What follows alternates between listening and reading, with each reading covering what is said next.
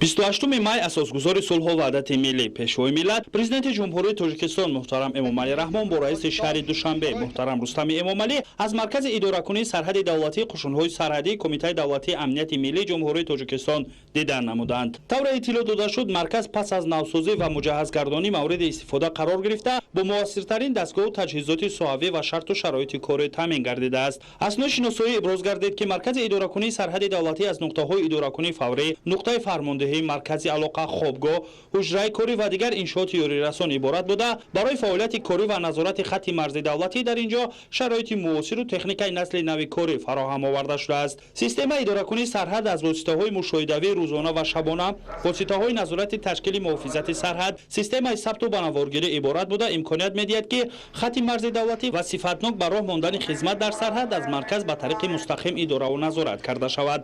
با دستگیری پیشوای ملت سرفرمانده عالی قوای مسلح تاجیکستان محترم امامعلی رحمان خیلی دستگیری زیاد نسبت خشونت‌های سرحدی دیده میشد. خصوصا مرکز نو تشکیل نقطه اداره‌کنی فوری ما که با تمام تجهیزات زمانوی و استفاده داشته شده است، کار سرحدبانان را، خدمت سرحدبانان را خیلی هم آسان‌تر می‌کند. از این رو میانه‌داری خود را با اساسگذاری صلح و وحدت ملی پیشوای ملت سرفرمانده عالی قوای مسلح جمهوری تاجیکستان می‌رسانیم.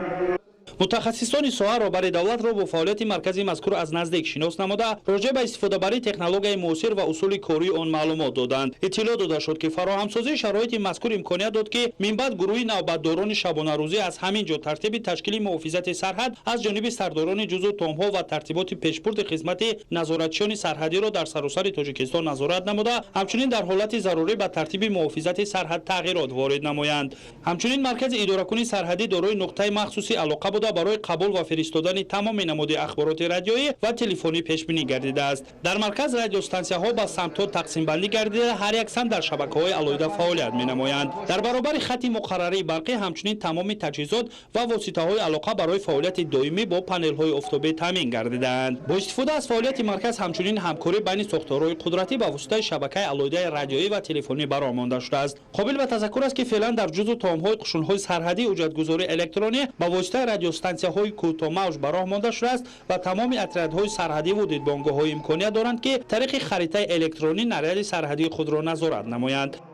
имрӯз қушунҳои сарҳадӣ ҳамаҷониба муҷаҳҳаз гардонида шуданд ва бо ин мақсад мехостам миннатдории хешро ба сарфармондеҳи олии қувваҳои мусаллаҳи ҷумҳурии Тоҷикистон генерали артиш муҳтарам Эмомалӣ Раҳмон баён намоям ва мо сарҳадбонон дар баробари ин ҳама ғамхориҳо ва дастгириҳои беназир ваъда медиҳем ки сарҳади давлатӣ, ваҳдати миллӣ ва истиқлолияти давлатии ҷумҳурии Тоҷикистонро пойдор ҳифз менамоем.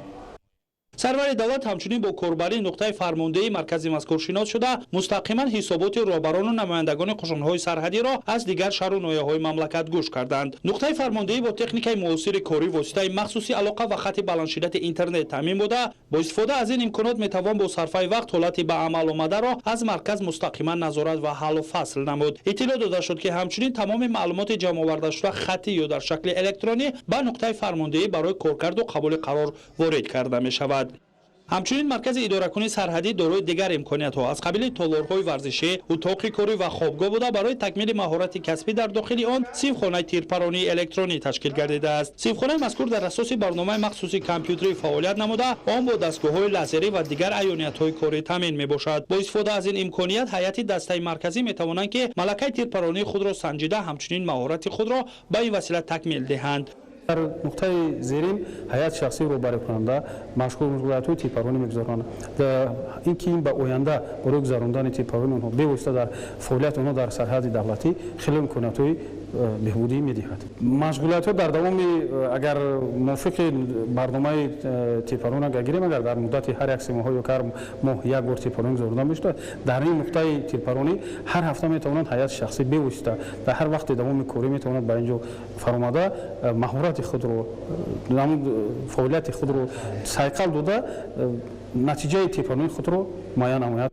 толорҳои варзишии марказ низ бо тамоми дастгоҳу таҷҳизоти муосир ки барои машқу тамрини бадан пешбинӣ гардиданд таъмин мебошад. дар маҷмӯъ маркази идоракунии сарҳад барои идоракунӣ ҷузу томҳои сарҳадӣ пешбинӣ гардида бо назардошти стандартҳои муосири байналмилалӣ бунёд гардидааст. асноишиносои сарфармондаи олии қувваҳои мусаллаҳи ҷумҳурии Тоҷикистон муҳтарам Эмомалӣ Раҳмон барои истифодаи самараноки шароиту имкониятҳои фароҳам овардашуда ба масъулин дастуру супоришҳои мушаххас дода аз кормандони ин ниё даъват ба амал оварданд ки дар ҳифзи сарҳади давлатӣ ва иҷрои масъулияти бар дӯш доштаашон ҳушёру далер ва чусту чолок бошанд.